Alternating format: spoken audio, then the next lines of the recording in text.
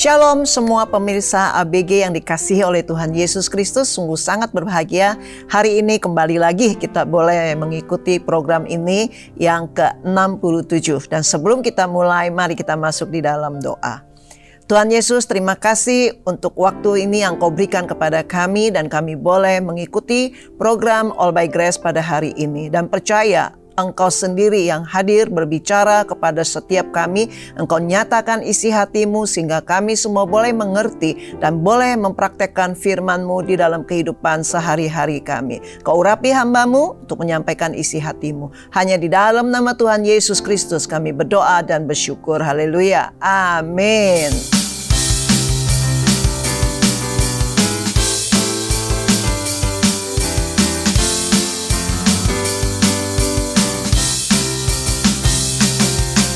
Tak pernah ku ragu akan kesetiaan-Mu, Kau pegang hidupku sepenuh jiwaku. Ku yakin dan percaya Kau tuntun langkahku. Yesus, Kaulah Raja dalam hidupku, berkuasa berjaya untuk selamanya. Hanya Kau Tuhan, sumber kekuatan, kuasa-Mu tercurah bagiku senantiasa. Dengan-Mu Tuhan, ku kan berjalan dari kemuliaan sampai kemuliaan selamanya.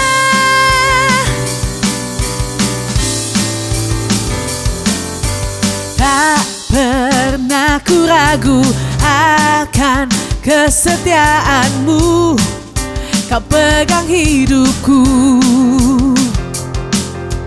sepenuh jiwaku. Ku yakin dan percaya Kau tuntun langkahku.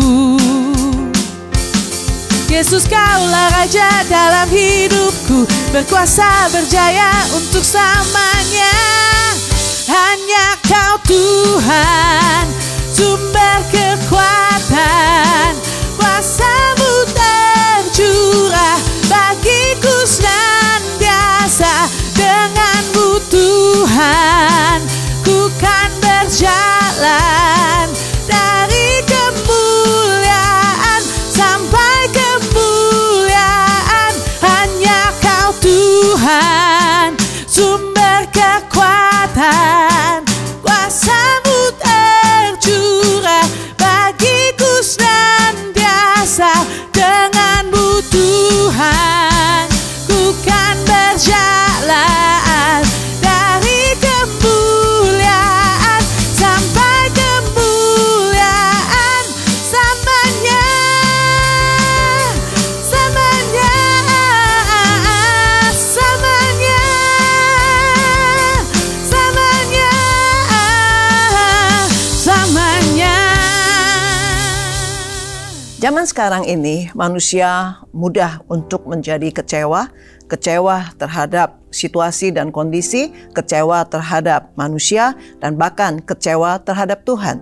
Kecewa itu adalah perasaan hati yang tidak puas dan tidak senang. Bisa saja karena gagal, karena tidak berhasil, karena tidak tercapai keinginan atau apa yang menjadi harapan daripada manusia tersebut. Misalnya anak sekolah atau orang tua yang kecewa karena anak yang diharapkan bisa mendapat nilai ulangan yang bagus, ternyata mereka tidak bisa mendapat nilai yang bagus. Misalnya kecewa mau dapat pekerjaan dengan gaji yang besar, tapi ternyata tidak bisa mendapatkan gaji yang sesuai dengan apa yang dikehendaki. Dan juga misalnya seorang pengusaha, dia kecewa dengan omset yang tidak tercapai apa yang sudah ditargetkan di dalam 1 bulan maupun 1 tahun. Karena kekecewaan itu tidak mendatangkan kebaikan bagi manusia, maka kita harus cari tahu duduk persoalan daripada kekecewaan yang kita alami, sehingga kita bisa mengatasinya, sehingga kita bisa menghadapinya dan kita bangkit kembali dan tidak mau menjadi kecewa. Karena kita tahu itu akan mengganggu kesehatan kita, ya, itu akan membuat kita bisa jadi stres, itu akan membuat kita bisa bahkan jadi depresi, bahkan akhirnya kita kehilangan semangat juang, kita tidak mau lagi melakukan apa-apa dan kita hanya mau duduk diam aja merenungi nasib dan sebagainya. Dan juga termasuk di dalam kerohanian kita juga bisa menjadi kecewa. Kita merasa punya komitmen ya mau berdoa setiap hari 1 jam tapi ternyata tidak bisa, dan kemudian kita ulangi lagi, gagal lagi, dan kita kecewa lagi. Ya, kita bertekad untuk baca Alkitab 1 hari mau baca 10 pasal, akhirnya kita ternyata cuma bisa 1 ayat dan kemudian kita sudah tertidur. Kita menjadi kecewa terhadap diri kita sendiri, dan juga kita menjadi kecewa karena kita merasa tidak mendapat dukungan daripada orang-orang yang ada di sekitar kita, dan mulai kita menyalahkan manusia, kita menyalahkan situasi dan kondisi, dan akhirnya bahkan kita menyalahkan Tuhan. Kenapa ya Tuhan seperti ini, dan kenapa aku harus menghadapi masalah ini dan itu, kenapa ya aku harus mengalami kekecewaan demi kekecewaan di dalam hidupku ini. Sesungguhnya kita itu bisa bangkit, sesungguhnya kita bisa keluar dari segala kekecewaan tersebut kalau kita mau benar-benar menyelesaikannya dan menghadapinya bersama dengan Tuhan. Tema program All by Grace hari ini adalah mengapa manusia menjadi kecewa. Yang pertama, karena tidak memiliki pengharapan yang pasti. Saudari, kalau kita berharap kepada manusia, kita berharap kepada janji-janji manusia, apa yang mereka katakan, dan kita menaruh pengharapan penuh kepada manusia tersebut, maka kita kemungkinan besar sangat bisa dikecewakan. Sehingga kita, menurut kita, ya nggak bisa dipercaya lagi nih. Satu lagi nih nggak bisa dipercaya. Dan kemudian kita menaruh lagi pengharapan kepada manusia yang lain. Dan kemudian kita juga dikecewakan lagi karena mereka tidak bisa juga melakukan apa yang mereka telah janjikan kepada kita. Saudari, kalau kita lihat di dalam firman Tuhan, di dalam Yesaya pasal 2 ayat 22, jangan berharap pada manusia, sebab ia tidak lebih daripada embusan nafas. Dan sebagai apakah ia dapat dianggap? Di dalam terjemahan yang lain dikatakan, janganlah kamu berharap dan bergantung pada manusia, karena sesungguhnya manusia itu lemah, bagaikan hembusan nafasnya sendiri. Jadi apa gunanya mengandalkan manusia? Tapi dalam kenyataan kehidupan kita sehari-hari, kita memang ya lebih banyak mengandalkan manusia. Karena jujur kata, manusia itu bisa kita lihat. Ya, dokter bisa kita lihat. Ya, orang-orang yang kita harapkan tuh bisa kelihatan. Jadi kita sungguh-sungguh akhirnya menaruh pengharapan kepada mereka. Padahal kita tahu mereka juga berusaha mau, tapi ada terbatasnya. Ada keterbatasan yang dimiliki oleh manusia. Terbatas oleh ya ruang dan waktu, tempat, ya mungkin terpisah jauh, kita tidak bisa melakukan apa-apa. Walaupun kita bilang, oh sekarang kan udah zamannya internet, tapi ada hal-hal tertentu yang memang tidak bisa dilakukan dari jarak jauh. Dan kemudian penerbangan dibatalkan dan sebagainya. Akhirnya kita tidak bisa sampai ke tujuan. Ya walaupun berjanji, saya pernah ya mau melayani di salah satu cabang dan sudah siap sampai di airport, ternyata pesawatnya delay. Delaynya itu sampai lama banget ya, sampai saya tidak bisa lagi tiba di tempat tujuan untuk memberitakan firman Tuhan. Dan kemudian cancel, dan ibadah di sana saya tidak bisa melakukannya. Bukan saya tidak mau ya melayani di sana, tapi saya terbatas karena pesawat itu hanya cancel, tidak jadi terbang hari itu. Ya diganti hari besok. Acaranya sudah berlangsung hari ini. Dan akhirnya saya tidak bisa melakukannya. Ya, saya tidak bisa menepati, dan mungkin banyak yang menjadi kecewa karena udah berharap bisa ya mendengarkan firman Tuhan, tapi terbatas. Itulah manusia yang sangat-sangat terbatas keberadaannya. Dan mungkin juga ya kita berharap kepada harta kekayaan. Dan ingat ya, apa yang dikatakan di dalam firman Tuhan di dalam Amsal pasal 23 ayat yang kelima, sebab dalam sekejap saja hartamu bisa lenyap, seolah-olah ia bersayap dan terbang ke angkasa seperti burung Raja Wali. Di dalam 1 Timotius 6 ayat 17 bagian A, peringatkanlah kepada orang-orang kaya di dunia ini agar mereka jangan tinggi hati dan jangan berharap pada sesuatu yang tak tentu seperti kekayaan. Nah, di sini mengingatkan kepada kita dari firman Tuhan yang kita baca ini, harta kita hari ini ada, besok tuh bisa aja tidak menjadi milik kita. Ya, Anda tahu apa yang terjadi saat tsunami, ya saat terjadi gempa, ya, harta yang begitu banyaknya dan kemudian itu hilang dalam sekejap dibawa oleh arus air. Kita mau ngomong apa, saudari? Ya, hari ini milikmu, belum tentu esok itu masih tetap menjadi milikmu. Jadi kita nggak bisa berharap kepada harta kekayaan tersebut. Makanya kita diingatkan, jangan berharap pada sesuatu yang tidak pasti, ya seperti kekayaan tersebut. Saudari, jadi kalau kita tahu, ya kekecewaan kita bisa timbul karena pengharapan kita pada hal-hal yang tidak pasti. Karena itu kita perlu memiliki suatu pengharapan yang pasti. Dan yang pengharapan yang pasti itu hanya ada di dalam Tuhan. Karena hanya Dia satu-satunya yang bisa memberikan kita pengharapan yang pasti. Yaitu kita harus berharap kepada pribadinya Tuhan. Saudara, kita kenali Tuhan kita. Kita tahu Allah menciptakan langit dan bumi ini hanya dengan Dia berfirman. Dan apa yang Dia firmankan semuanya tuh masih ada sampai sekarang ini. Tuhan berfirman soal matahari, soal bulan, soal bintang. Mulai dari saat diciptakan sampai hari ini, matahari itu selalu terbit dari timur. Tenggelamnya tuh di barat. Tidak pernah terbalik. Ya, kalau terbalik saya nggak bisa bayangkan apa yang terjadi. Nah, kalau kita juga lihat ya hukum daripada tabur tuai. Ya, kalau kamu menabur, kamu pasti akan menuai. Kalau kita tidak menabur apapun, petani tidak bisa mengharapkan ada tuaian. Ya, dia menabur benih padi, ya dia pasti akan menuainya padi. Kalau dia menabur benih semangka, dia pasti akan menuai benih semangka. Itu sudah tertulis di dalam firman Tuhan juga. Dan kita juga tahu di dunia ini ada negara-negara, daerah-daerah tertentu yang memiliki 4 musim. Ya, ada yang mulai dari musim semi, dan kemudian ya musim panas, dan kemudian musim gugur, dan musim dingin, dan kemudian itu akan silih berganti, dan itu tidak pernah bergeser. Walaupun ya sekarang kita bilang, wah zaman sekarang sudah kacau. Ya, karena ulah manusia juga yang membuat itu semuanya menjadi kacau. Nah, kalau kita menyadari itulah Tuhan yang kita sembah, dan Dia adalah Tuhan yang berfirman, dan Dia sanggup untuk menggenapi semuanya. Termasuk kita tahu apa yang dituliskan di dalam Alkitab di Perjanjian Lama, nubuatan-nubuatan yang berkaitan dengan kelahiran daripada Tuhan Yesus Kristus, kemudian kehidupannya, dan juga kematiannya, kebangkitannya, kenaikannya ke surga. Dan kita tahu satu hari Dia akan datang kembali, dan itu juga pasti akan Dia genapi, karena yang lainnya sudah digenapi semuanya. Saudari, firman Tuhan itu yang memberikan kita pengharapan yang pasti. Dan kita tahu Dia tidak pernah mengecewakan kita. Di dalam Mazmur pasal 33 ayat 18, sesungguhnya mata Tuhan tertuju kepada mereka yang takut akan Dia, kepada mereka yang berharap akan kasih setianya. Terjemahan lain dikatakan yang berharap akan kemurahannya. Jadi mata Tuhan itu tertuju kepada kita, kepada anak-anaknya, ya kepada setiap pribadi. Ya, nggak bilang ya kepada orang-orang tertentu, tetapi kepada setiap pribadi yang takut akan Dia dan yang berharap padanya. Demikian juga di dalam Mazmur 31 ayat 25, kuatkanlah dan teguhkanlah hatimu, hai semua orang yang berharap kepada Tuhan. Tuhan mau ya kita yang berharap kepada Dia, ayo kuatkan dan teguhkan hati kita. Ya, di dalam Ibrani pasal 10 ayat 23, marilah kita teguh berpegang pada pengakuan tentang pengharapan kita, sebab Ia yang menjanjikannya setia. Terjemahan lain mengatakan, marilah kita berpegang teguh kepada kepercayaan kita itu, yaitu segala sesuatu yang kita harapkan dan akui, karena Dia sangat setia untuk memenuhi segala sesuatu yang Dia janjikan. Tuhan itu nggak pernah gagal, saudari. Dia tuh juga nggak pernah lalai. Dia tuh selalu ingat apa yang Dia janjikan, dan Dia pasti akan melakukan apa yang telah Dia janjikan.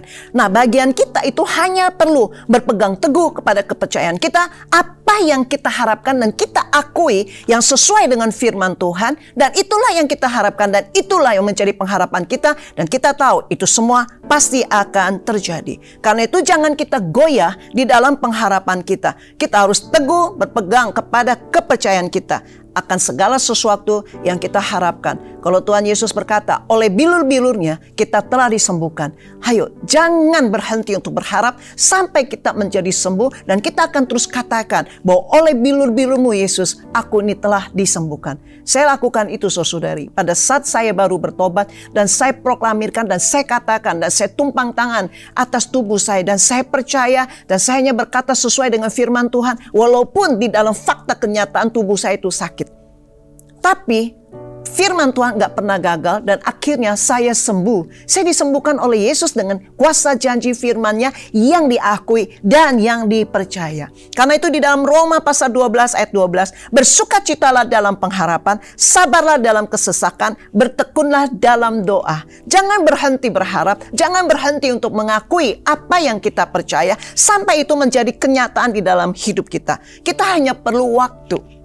Sampai waktunya Tuhan, Dia menggenapi semua yang Dia janjikan kepada kita. Mari kita bersukacita di dalam pengharapan kita. Karena kita punya pengharapan yang pasti, yaitu Tuhan beserta dengan janji-janjinya. Dan jangan lupa, kita juga tetap sabar dalam pengharapan kita ya. Walaupun ada kesesakan, dan jangan lupa untuk tetap berdoa.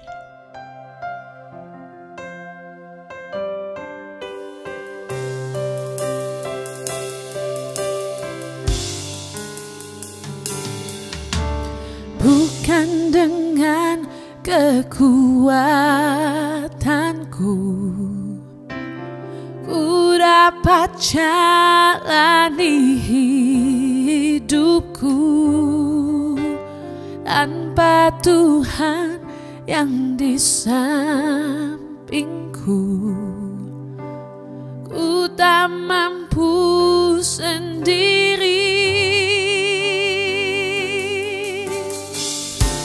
Engkaulah kuatku yang menopangku. Ku pandang wajah-Mu dan berseru, pertolonganku datang dari-Mu. Peganglah tanganku, jangan lepaskan. Kaulah harapan dalam hidupku.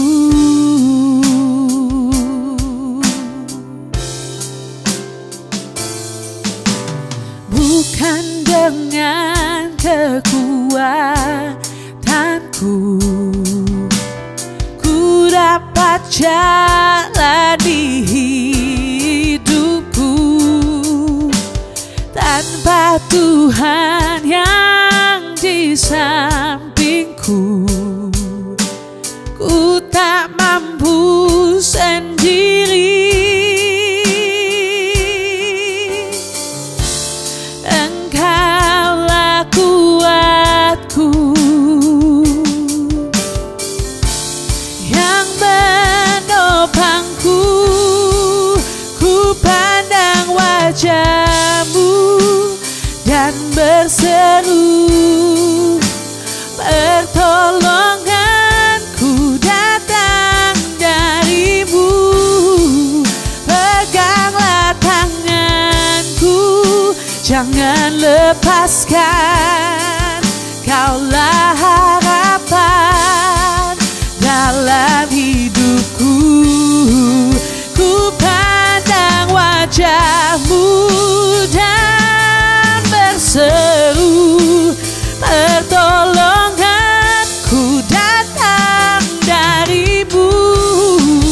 Peganglah tanganku, jangan lepaskan. Kaulah harapan dalam hidupku. Peganglah tanganku, jangan lepaskan. Kaulah harapan dalam hidupku. Poin yang kedua, mengapa manusia menjadi kecewa adalah karena tidak percaya kepada Tuhan yang sanggup melakukan segala sesuatu. Saudari, di dalam kehidupan kita sebagai manusia, kita tuh sebenarnya seringkali juga menaruh kepercayaan kita kepada manusia. Coba kita renungkan, kepada manusia seperti apa kita bisa menaruh kepercayaan kita, ya, sehingga mereka tuh tidak mengecewakan kita. Pasti kita pilih, contoh Anda mau belanja, Anda pasti cari toko yang dimana Anda sudah kenal dengan baik, bahwa mereka menjual barang yang sesuai dengan kualitas yang ditawarkan. Jadi mereka tidak memberi Anda barang yang palsu, ya. Anda beli dengan harga kualitas yang pertama, Anda akan mendapatkan sesuai, tidak lagi dikasih dengan kualitas yang kedua atau Anda ditipu-tipu, tapi Anda akan mendapatkan barang yang sesuai dengan uang yang Anda sudah bayar kepada penjual tersebut. Dan mungkin kita juga menaruh, ya, kepercayaan kepada dokter, karena sudah tahu dokter itu bisa, ya, menolong kita, membantu kita, dan dia tahu bisa melakukan tugasnya sebagai dokter dengan baik. Maka kita menaruh kepercayaan kita kepada dokter tersebut, bahkan kita mau mengenalkan dokter tersebut kepada keluarga kita, teman-teman kita, sanak famili kita. Mungkin kita juga menaruh kepercayaan kepada orang yang bekerja pada kita. Ya, kita percaya orang ini bisa dipercaya. Kalau saya meninggalkan perusahaan ini dan saya berangkat, misalnya, ya, karena tugas, karena ada pekerjaan, saya tahu anak buah saya ini bisa dipercaya. Dia akan bisa mengatasi semuanya dengan baik karena sudah teruji kepercayaan yang kita berikan kepada mereka. Mereka itu tidak pernah merusak kepercayaan tersebut. Dan mungkin juga kita membangun rumah, kita cari pasti kontraktor yang bisa kita percaya, sehingga mereka bisa membangun rumah kita itu sesuai, ya, dengan apa yang kita harapkan, sesuai dengan apa yang digambarkan, dengan fondasi yang benar. Mereka tidak mengurangi bahannya, mereka tidak mencuri kekuatannya dan sebagainya. Karena itu kita menaruh kepercayaan kepada orang-orang di mana kita sudah kenal dan kita sudah tahu, atau ada yang merekomendasikannya kepada kita, dan kemudian kita memang, ya, menjalin satu hubungan, dan semakin hari kita semakin mengenal dan kita tahu bahwa orang-orang tersebut adalah orang yang bisa dipercaya. Demikian juga hubungan kita dengan Tuhan. Kalau kita tidak sering berkomunikasi melalui doa, atau kita jarang membangun hubungan pribadi kita dengan Tuhan, kita itu malas baca Alkitab, kita itu nggak mau ibadah, kita nggak mau dengerin khotbah, kita juga nggak mau pusing gitu loh dengan kerohanian kita. Ya, kita menjalani satu kewajiban aja. Kalau gue inget, gue ke gereja. Ya, kalau saya nggak inget, ya saya nggak usah pergi. Ya, kalau saya ingat persembahan, ya saya beri. Kalau saya nggak inget, ya saya lagi nggak suka, ya saya nggak memberi persembahan. Ya, kalau saya lagi ada butuh, ya saya lagi doa. Kalau saya lagi nggak ada kebutuhan, saya nggak perlu berdoa.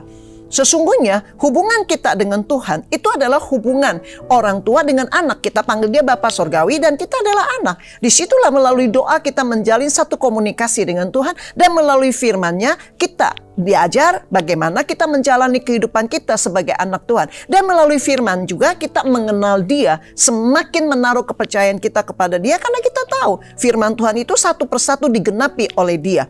Jadi kita nggak akan meragukan lagi kepercayaan kita kepada Tuhan. Kalau kita melihat contoh di Alkitab, apa yang terjadi di dalam Matius pasal 13 ayat 54 sampai 58. Setibanya di tempat asalnya, Yesus mengajar orang-orang di situ di rumah ibadat mereka. Maka takjublah mereka dan berkata, dari mana diperolehnya hikmat itu dan kuasa untuk mengadakan mujizat-mujizat itu? Bukankah ia ini anak tukang kayu? Bukankah ibunya bernama Maria dan saudara-saudaranya Yakobus, Yusuf, Simon, dan Yudas? Dan bukankah saudara-saudaranya perempuan semuanya ada bersama kita? Jadi dari mana diperolehnya semuanya itu? Maka Yesus berkata kepada mereka, seorang nabi dihormati di mana-mana kecuali di tempat asalnya sendiri dan di rumahnya. Lalu mereka kecewa dan menolak Dia. Ayat ke-58, dan karena ketidakpercayaan mereka, tidak banyak mujizat diadakannya di situ.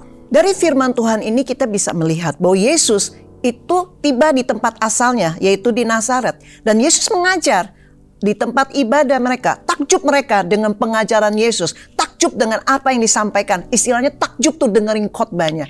Tapi kemudian mereka berpikir, dari mana nih diperoleh hikmat dan kuasa untuk mengadakan mujizat-mujizat itu? Dan mereka mulai meragukan Tuhan. Dan mereka mulai memikirkan Yesus itu secara manusiawinya. Ya, dari sisi manusianya. Dia tahu dia anak tukang kayu. Mereka tahu itu ibunya bernama Maria. Dan saudara-saudaranya dan saudara-saudara perempuannya juga ada bersama dengan mereka. Mereka berpikir, dari mana diperoleh semuanya itu? Mereka lupa bahwa Yesus Yesus itu adalah anak Allah. Dia itu adalah Allah yang lahir ke dunia untuk menebus dosa manusia. Jadi dia lahir sebagai manusia, dia menjalani kehidupannya sebagai manusia, dia mempunyai ibu secara jasmani yaitu Maria, dan kemudian mereka tuh mempertanyakan hal itu. Maka Yesus berkata, seorang nabi dihormati di mana-mana, ya, kecuali tempat asalnya sendiri. Nah itu, Yesus tuh tidak dihormati di tempat asalnya, yaitu di rumahnya di Nazaret. Lalu apa yang terjadi? Mereka kecewa dan menolak dia. Saudari, ini yang terjadi. Kalau kita tidak mengenal Tuhan dengan baik, kita hanya berpikir Tuhan itu seperti ini menurut pengertian kita yang sangat terbatas. Tuhan itu pilih kasih, Tuhan itu lebih sayang si A, Tuhan itu lebih dengerin doanya si pendeta daripada doanya saya, Tuhan itu nggak peduli sama saya. Kita tuh gampang bisa berkata semaunya kita tentang Tuhan. Artinya itu sebenarnya kita tuh tidak mengenal Tuhan dengan baik. Kalau kita tidak mengenal dia dengan baik, bagaimana kita bisa naruh kepercayaan kita kepada dia? Ya, kalau kita mau percaya pada dia, kalau kita mau ya percaya bahwa Tuhan itu adalah Tuhan yang sanggup untuk melakukan segala sesuatu, kita perlu mengenal dia dan kita perlu untuk mengalami dia secara pribadi. Kalau Anda pernah mengalami Tuhan, Anda mengalami masalah dan Anda berdoa dan Tuhan menjawab doa Anda. Di situ akan terbangun satu kepercayaan demi kepercayaan kepada Tuhan yang kita sembah. Dan kemudian kita mengalami lagi, ada masalah yang baru lagi, dan kita berdoa lagi, kita melihat Tuhan campur tangan lagi. Kita pegang janji Tuhan dan kita melihat janji-janji Tuhan itu digenapi oleh dia. Nah itulah terbangun kepercayaan kita. Jadi kita tahu akhirnya bahwa Tuhan yang kita percaya adalah Tuhan yang sanggup melakukan segala sesuatu. Bahkan dia sanggup untuk mengadakan yang tidak ada menjadi ada untuk menjawab doa kita. Dan untuk menyatakan dirinya kepada kita. Jangan kita bersikap seperti ya orang-orang yang ada di Nazaret itu. Dan akhirnya apa yang mereka dapatkan saudari? Di ayat ke-58 dikatakan karena ketidakpercayaan mereka tidak banyak mujizat diadakannya di situ. Padahal kita anak-anak Tuhan, kita butuh mujizat, kita perlu pertolongan, kita perlu kuasa Tuhan bekerja. Makanya kita harus menaruh kepercayaan kita kepada Tuhan bahwa dia adalah Tuhan yang sanggup untuk melakukan segala sesuatu. Dengan demikian, terjalinlah satu hubungan pribadi yang dekat dengan Tuhan. Kepercayaan kita kepada dia tuh semakin dibangun. Dan kita tahu dia benar-benar Tuhan yang bisa dipercaya. Tidak seperti manusia. Ya, yang tadi sudah kita dengar, ya bukannya mereka tidak bisa kita percaya, tapi memang terbatas gitu loh. Keberadaan manusia itu sangat terbatas. Nah kalau kita menilai Yesus dari sisi yang salah, dan kemudian kita kecewa dan menolak dia, kitalah yang tidak akan mengalami kuasa Tuhan bekerja di dalam hidup kita. Jadi bukan Tuhan yang tidak sanggup untuk melakukan mujizat, bukan Tuhan tidak mampu, bukan dia tidak berkuasa, bukan dia itu nggak mampu untuk melakukan segala sesuatu, tapi karena manusia, karena kita sendiri yang membatasi Tuhan dengan keterbatasan kita. Ya kita membatasi Tuhan karena kita menilai dia ya nggak bisa. Mana mungkin ya buktinya dulu kita mau cari fakta ini dan itu. Ya kalau manusia aja nggak bisa bagaimana dia?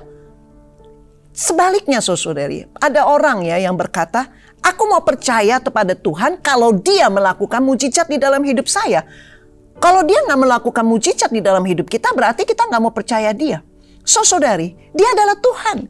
Dia punya otoritas, dia punya hak, dia punya kehendak bebas memilih. Dan dia bisa melakukan apa yang dia janjikan. Ketidakpercayaan kita itu sangat berakibat fatal karena kita nggak akan melihat kuasanya bekerja di dalam hidup kita.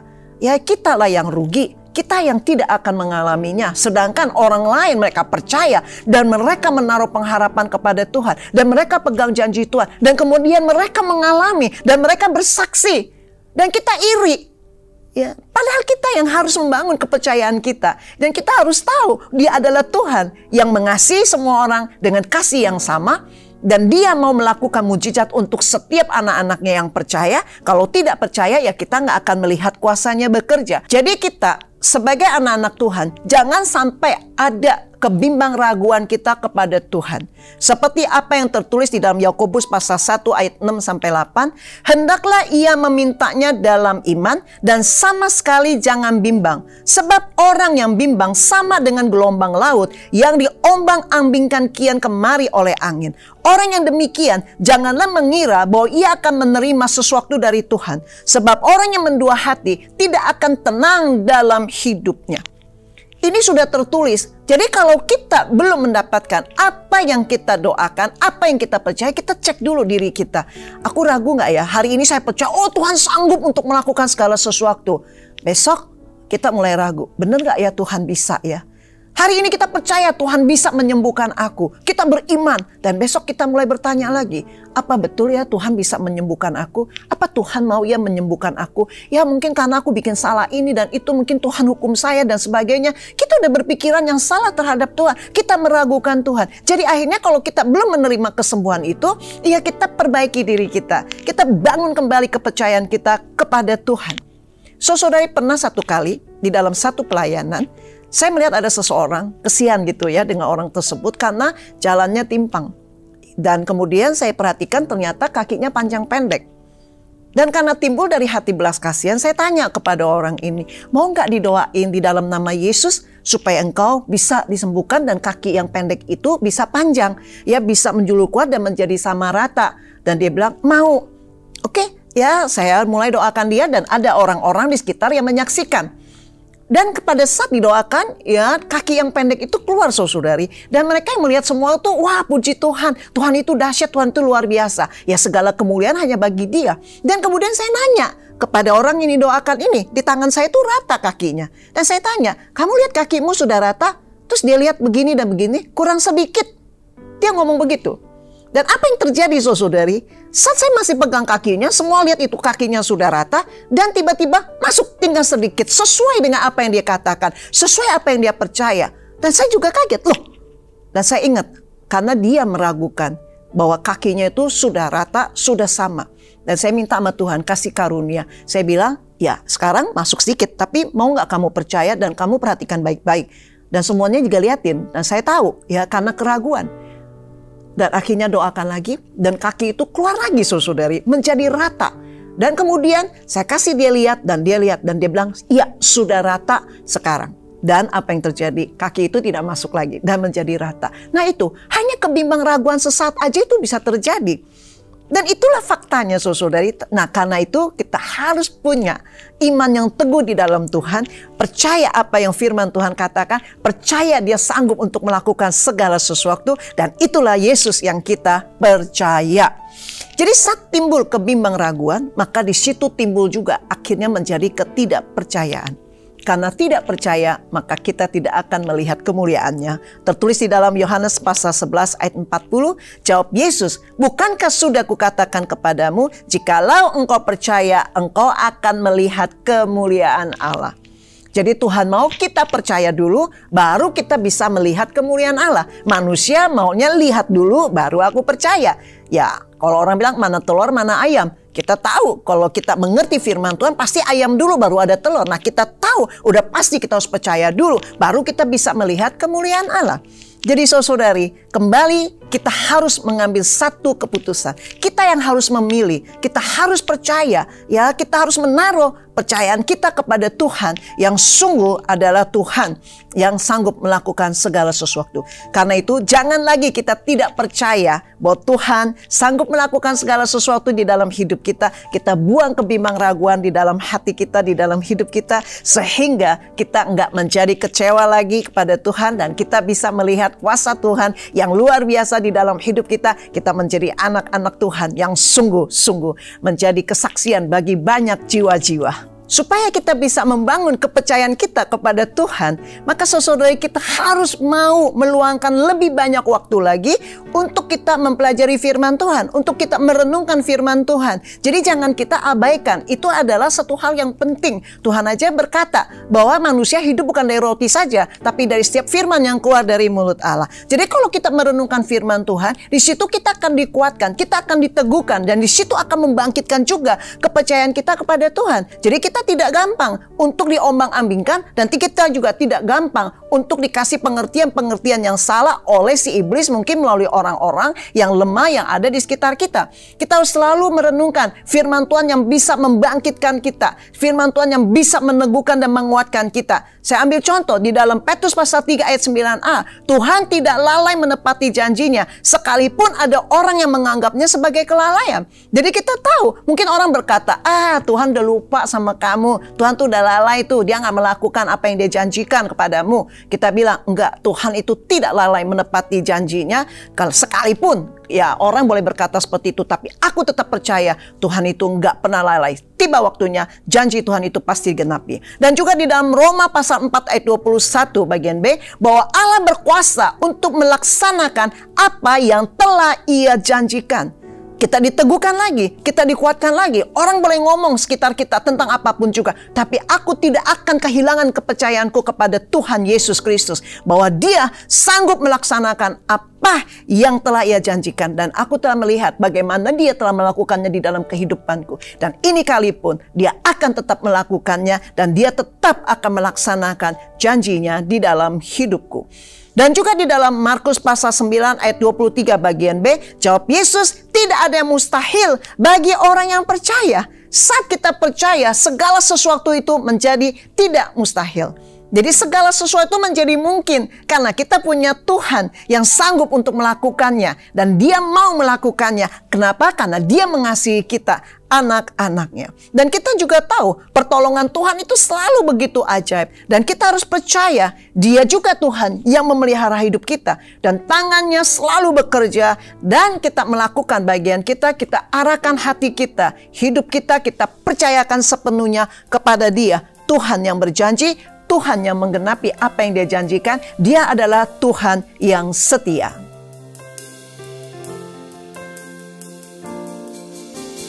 Hatiku tenang berada dekatmu, Kaulah jawaban hidupku.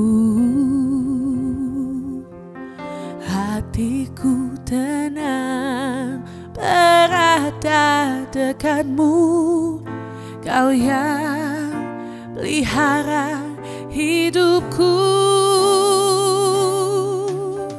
Pertolonganmu begitu ajaib, Kau telah memikat hatiku. Di saat aku tak sanggup lagi, di situ tanganmu bekerja. Pertolonganmu begitu ajaib, Kau telah memikat hatiku. Kini mataku tertuju padamu, ku rasakan kasih-Mu Tuhan.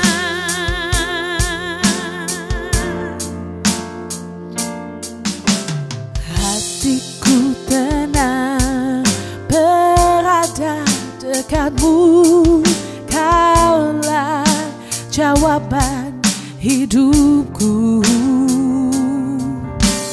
Hatiku tenang berada dekatmu, Kau yang pelihara hidupku.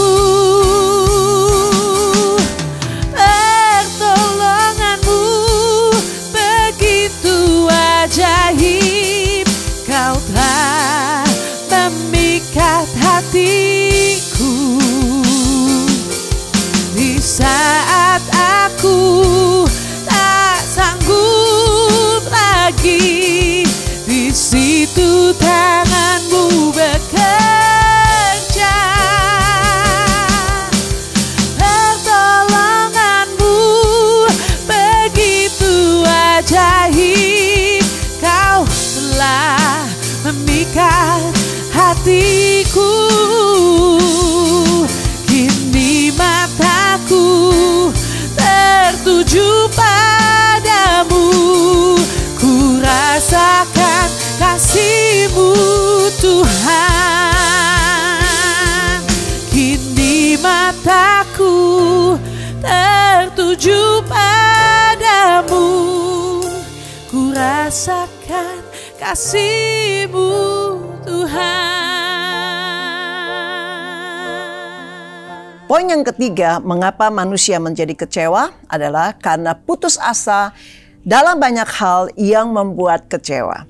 Saudari, kita sering mungkin mengalami hal-hal yang membuat kita kecewa, yang membuat kita jadi putus asa, ya, karena kita punya pengalaman yang tidak menyenangkan. Misalnya, ya, sekarang kan zamannya orang banyak yang belanja online, dan Anda tiap kali belanja online, Anda selalu tertipu. Anda menjadi kecewa dan Anda memutuskan, aku pokoknya tidak mau lagi belanja secara online. Tapi kita tahu sebenarnya kan nggak semua yang berjualan online itu penipu. Ada juga yang benar. Nah, kitanya yang mungkin kurang hati-hati, ya akhirnya kita menjadi kecewa. Dan mungkin saat ini kita cari kerjaan. Kita tahu memang nggak gampang di dalam masa pandemi ini, dan Anda sudah memasukkan begitu banyak lamaran-lamaran kerja ke perusahaan, kemana-mana, dan ternyata Anda tidak mendapat panggilan sama sekali, dan Anda menjadi putus asa, Anda menjadi kecewa, dan Anda memilih untuk di rumah aja kalau begitu, udah nggak usah ngapa-ngapain. Kita jadi males dan kita mengabaikan, kita nggak mau berusaha lagi, kita nggak mau berjuang lagi, dan akhirnya kita hanya menghabiskan waktu, tidak melakukan apa-apa. Padahal bisa saja pada saat kau mengirimkan lamaran kerja yang terakhir, disitulah engkau akan dipanggil. Ya, karena pengalaman-pengalaman itu, saudari, dari orang-orang yang tidak bertanggung jawab, dari orang-orang yang berjanji dan hanya tinggal janji, dan kemudian kita menjadi kecewa. Dan juga bisa saja dalam banyak hal di dalam kehidupan kita, baik di dalam rumah tangga, suami mengecewakan kita, atau istri mengecewakan kita, atau orang tua mengecewakan kita, bahkan kalau anak mengecewakan kita, cucu lah, mertua, menantu, semua, kita bisa punya banyak pengalaman, dan akhirnya membuat kita benar-benar udahlah putus asa, adalah aku nggak mau lagi ya berharap, ya udahlah pilih aja, ya suka-suka orang lah, dan kita menjadi kecewa, dan kita akhirnya tidak mau lagi berjuang. Padahal kita tahu kalau kita bertindak seperti itu, kita akan menjadi satu pribadi yang tidak akan mendapatkan masa depan yang luar biasa. Dan kita tahu banyak kesaksian-kesaksian yang kita bisa dengar, bagaimana mereka berjuang dari kegagalan demi kegagalan demi kegagalan, dan akhirnya mereka bisa berhasil. Misalnya Thomas Alva Edison yang menemukan lampu. Coba kalau dia berhenti, mungkin kita nggak menikmati nih lampu yang seperti sekarang kita bisa nikmati. Kalau dia berhenti, dia merasa gagal terus, dan akhirnya tidak mau lagi berusaha, tidak mau lagi berjuang. Kalau kita lihat contoh di Alkitab, saudari, yaitu Paulus, ya, bagaimana satu pribadi, bagaimana dia setuju Stefanus itu mati dibunuh, ya itu tertulis dalam Kisah 8 ya ayat 1, dan dia berusaha membinasakan jemaat, menyerahkan mereka untuk dimasukkan dalam penjara. Itu ada di Kisah Rasul pasal 8 ayat yang ketiga. Dan Paulus dijamah oleh Tuhan saat dia ada di dalam perjalanan menuju ke Damsyik dengan satu tujuan, untuk menangkap pengikut Tuhan, supaya mereka itu bisa dimasukkan penjara, mereka boleh disiksa. Dan itu tertulis di dalam Kisah Rasul pasal 9 ayat 1 sampai dengan ayat 18. Dan kita tahu banyak hal yang dialami oleh Paulus di dalam kehidupan dia melayani Tuhan sejak dia bertobat. Tertulis di dalam 2 Korintus pasal 11 ayat 24 sampai dengan ayat 28. 5 kali aku disesa orang Yahudi, setiap kali 40 kurang 1 pukulan. 3 kali aku didera, 1 kali aku dilempari dengan batu, 3 kali mengalami karam kapal, sehari semalam aku terkatung-katung di tengah laut. Dalam perjalananku aku sering diancam bahaya banjir dan bahaya penyamun, bahaya dari pihak orang-orang Yahudi dan dari pihak orang-orang bukan Yahudi, bahaya di kota, bahaya di padang gurun, bahaya di tengah laut, dan bahaya dari pihak saudara-saudara palsu. Aku banyak berjeri lelah dan bekerja berat. Kerap kali aku tidak tidur, aku lapar dan dahaga. Kerap kali aku berpuasa, kedinginan dan tanpa pakaian, dan dengan tidak menyebut banyak hal lain lagi. Urusanku sehari-hari yaitu untuk memelihara semua jemaat-jemaat. Kita lihat ya, apa yang dialami oleh Paulus, ya, dan dia tidak menyerah. Kalau kita baca seperti itu, mungkin kalau kita mengalami seperti apa yang Paulus alami, kita udah menyerah, kita udah putus asa, kita udah kecewa, kita tidak mau lagi melayani Tuhan, kita tidak mau lagi menjadi orang Kristen, kita tidak mau lagi menjadi murid-murid Tuhan. Kita lebih memilih untuk kembali lagi kepada manusia lama kita. Kita lebih nyaman dengan kehidupan kita sebelum kita mengenal Tuhan. Tapi Paulus tidak melakukan seperti itu, saudari. Apa yang dialami begitu luar biasa. Kekecewaan bisa aja timbul di dalam hatinya, putus asa bisa aja dia putus asa. Tapi ingat, Paulus memilih tidak putus asa. Dia melanjutkan pelayanannya. Dia melanjutkan apa yang menjadi tugas yang Tuhan berikan kepada dia, yaitu untuk memberitakan Injil. Dan saat ini saudari, kita bisa menerima Injil. Kita bisa menerima Yesus Kristus sebagai Tuhan dan Juru Selamat kita. Itu ada bagiannya. Dan kalau tidak, Alkitab itu nggak banyak surat-surat yang ditulis oleh Paulus. Tapi karena dia tidak menyerah, dia tidak putus asa, dia tidak mau menjadi kecewa, maka dia bisa melayani Tuhan. Bahkan dia melayani sampai akhir. Seperti apa yang tertulis di dalam 2 Timotius pasal 4 ayat 7-8. Aku telah mengakhiri pertandingan yang baik. Aku telah mencapai garis akhir. Dan aku telah memelihara iman. Sekarang telah tersedia bagiku mahkota kebenaran yang akan dikaruniakan kepadaku oleh Tuhan, Hakim yang adil pada harinya. Tetapi bukan hanya kepadaku, melainkan juga kepada semua orang yang merindukan kedatangannya. Dia setia. Dia tidak kecewa, dia tidak putus asa. Apapun yang terjadi, banyak hal. Tapi dia memilih mau mengakhiri pertandingan dengan baik. Dan kita yang membaca firman Tuhan ini, dan mungkin kita mengalami banyak hal yang mengecewakan kita. Apakah kita mengalami seperti apa yang dialami oleh Paulus? Dia tidak berhenti saudari. Bahkan dia berkata di dalam 1 Korintus 9 ayat 16. Karena jika aku memberitakan Injil, aku tidak mempunyai alasan untuk memegahkan diri. Sebab itu adalah keharusan bagiku. Celakalah aku jika aku tidak memberitakan Injil. Ini satu perkataan yang dikatakan oleh Paulus. Dan apakah kita bisa seperti dia? Apakah kita tetap setia? Apakah kita tetap juga akan melayani Tuhan, mengasihi Tuhan, memberi yang terbaik untuk Tuhan? Atau kita memilih untuk menyerah hanya karena situasi dan kondisi, hanya karena manusia-manusia sekitar kita yang mengecewakan kita, yang kita sudah memberi yang terbaik tapi mereka tetap aja menuntut dan tidak tahu bersyukur, dan kemudian kita menyerah dan kita tidak mau lagi. Jangan putus asa saudari. Tetaplah lakukan bagian kita, dan kita percaya seperti apa yang dikatakan oleh Paulus, ada tersedia bagi kita mahkota kebenaran, yaitu bagi kita yang merindukan kedatangannya. Tuhan berjanji di dalam Matius pasal 11 ayat yang ke-6, dan berbahagialah orang yang tidak menjadi kecewa dan menolak aku. Saudari, mari kita sebagai anak-anak Tuhan, sebagai orang-orang yang percaya, kita tidak lagi mau kecewa dan bahkan kita tidak menolak Tuhan, dan kita akan menjadi anak-anak Tuhan yang sangat berbahagia di dalam menjalani kehidupan kita di dalam dunia ini, walaupun tetap ada hal-hal yang mungkin bisa membuat kita putus asa dan kecewa, tapi kita memilih untuk berpegang kepada janji Tuhan. Kita memilih untuk percaya kepada Tuhan yang sanggup melakukan segala sesuatu, dan kita memilih untuk tetap beriman dan kita tidak mau bimbang dan ragu, sehingga kita bisa melihat semua janji Tuhan digenapi dalam hidup kita, dan itu yang membuat kita bisa berbahagia dan berhasil. Dan kita tahu Tuhan telah menciptakan kita, dan Tuhan punya rencananya yang indah, dan Tuhan mau kita hidup di dalam kebenarannya karena kita adalah miliknya yang sangat dikasihi oleh Dia.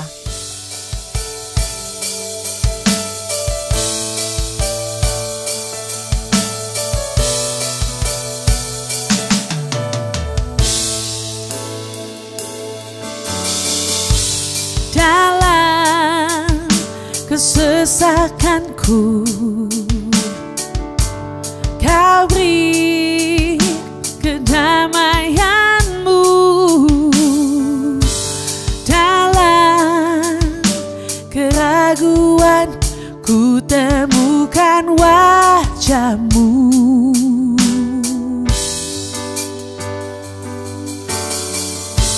Karena pengorbanan-Mu,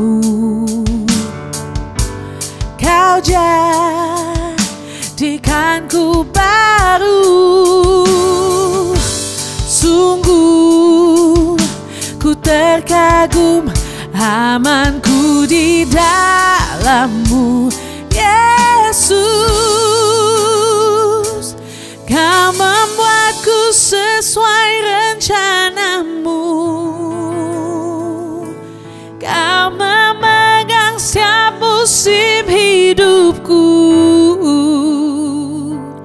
Ku serahkan semua kekhawatiranku. Ku milik-Mu.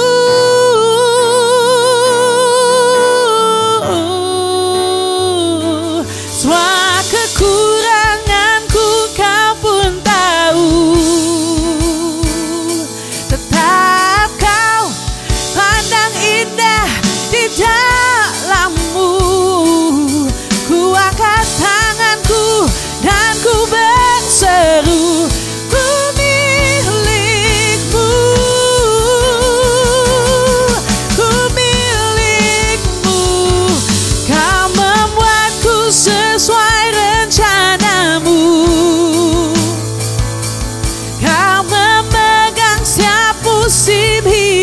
hidupku. Ku serahkan semua kekhawatiranku, ku milikmu.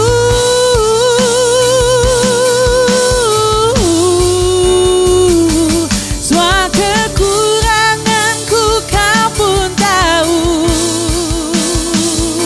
tetap kau pandang indah dalammu. Ku angkat tanganku dan ku berseru, ku milikmu.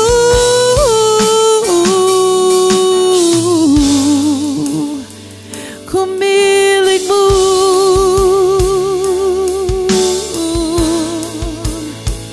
Ku milikmu.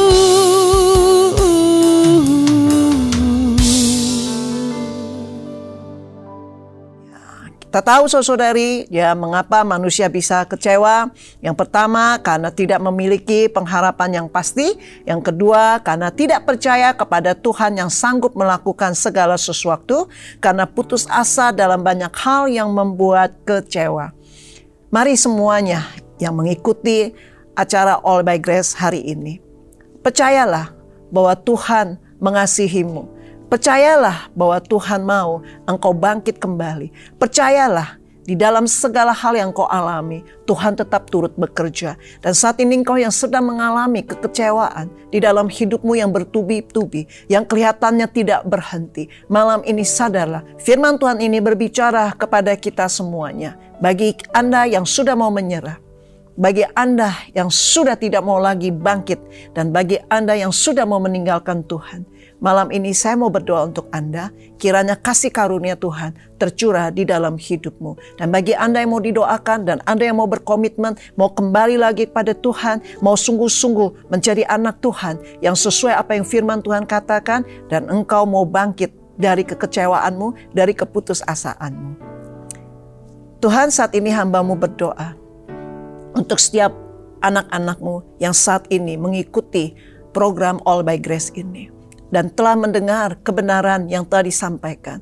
Kiranya kasih karunia-Mu turun. Anak-anak-Mu yang sedang kecewa, yang sedang menghadapi masalah-masalah yang membuat mereka menjadi putus asa. Tapi malam ini mereka boleh kembali kepada Engkau. Dan mereka mau Tuhan menjadi anak-anak-Mu yang tidak lagi gampang-gampang menjadi kecewa. Dan mereka mau Tuhan bangkit untuk Engkau dan menaruh pengharapan kepada Engkau. Dan saat anak-anak-Mu ini berdoa, minta kepadamu, minta pertolongan, minta kesembuhan, dan minta apapun juga Tuhan. Engkau nyatakan janji-Mu, Engkau nyatakan pribadi-Mu, dan Kau genapi firman-Mu di dalam kehidupan anak-anak-Mu ini, dan Kau lakukan mujizat di dalam kehidupan mereka.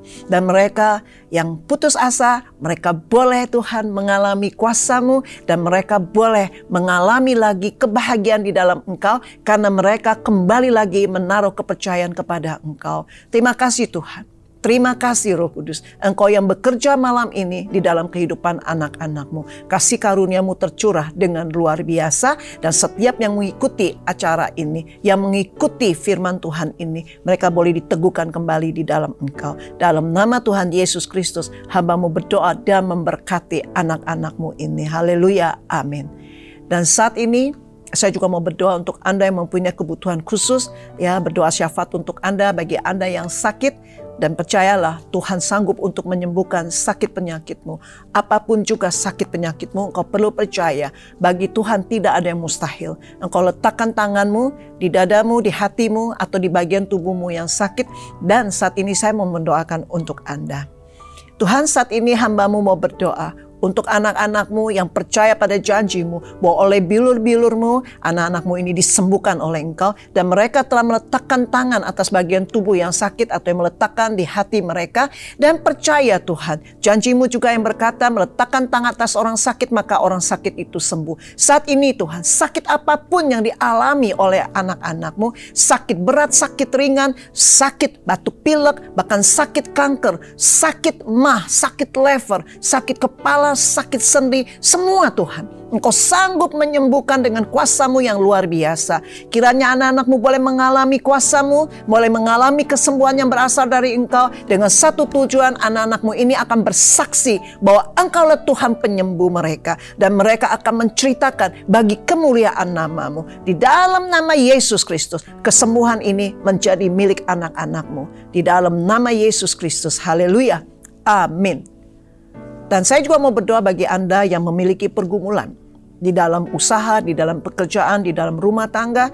Engkau hanya perlu menaruh pengharapanmu di dalam Tuhan, dan engkau hanya perlu percaya, dan engkau pegang janji firman Tuhan, dan engkau proklamirkan, dan engkau perkatakan setiap saat, dan sehingga engkau menerima itu semua menjadi kenyataan di dalam hidupmu. Tuhan, saat ini hamba-Mu berdoa untuk anak-anak-Mu yang sedang ada di dalam pergumulan. Pergumulan di dalam usaha, di dalam pekerjaan, pergumulan di dalam rumah tangga. Dan apapun yang sedang dihadapi Tuhan. Engkau Tuhan yang berjanji, marilah yang letih lesu dan berbeban berat datang kepadamu. Engkau akan memberi kelegaan kepada anak-anak-Mu. Dan Engkau juga berjanji, damai sejahtera Engkau akan berikan kepada anak-anak-Mu. Sehingga di dalam damai sejahtera-Mu, di dalam kelegaan yang Engkau berikan, anak-anak-Mu bisa tenang dan bisa berdoa dan bisa berharap kepada Engkau. Kau bukakan jalan bagi anak-anak-Mu ini sehingga mereka boleh melihat campur tangan-Mu yang luar biasa. Yang bermasalah di dalam hal keuangan, mereka boleh melihat jalan yang Kau bukakan, berkat Engkau curahkan dengan luar biasa juga. Terima kasih Tuhan untuk Engkau yang telah bekerja dengan luar biasa di dalam kehidupan anak-anak-Mu.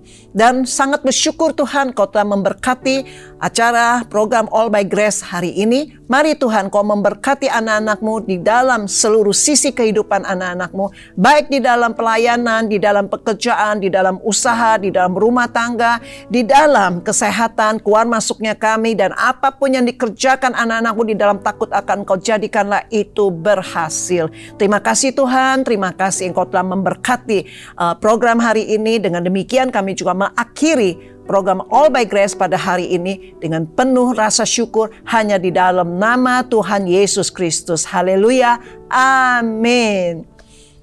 Dengan demikian berakhirlah program All by Grace pada hari ini. Sampai berjumpa kembali di dalam program All by Grace hari Jumat depan di waktu yang sama, yaitu 18.30 WIB. Tuhan Yesus memberkati. Shalom semuanya. Tuhanlah perlindunganku, Dialah kekuatanku, penolong di waktu susah, sangat terbukti. Tuhanlah perlindunganku, Dialah kekuatanku, penolong di waktu susah, sangat terbukti. Haleluya, haleluya, ku mau puji Dia. Haleluya, haleluya, ku mau sembah Dia. Haleluya, haleluya, ku mau puji Dia. Haleluya, haleluya, ku mau sembah Dia. Ku mau sembah Dia. Ku mau sembah Dia. Tuhan Yesus memberkati semuanya. Sampai ketemu minggu depan. God bless you.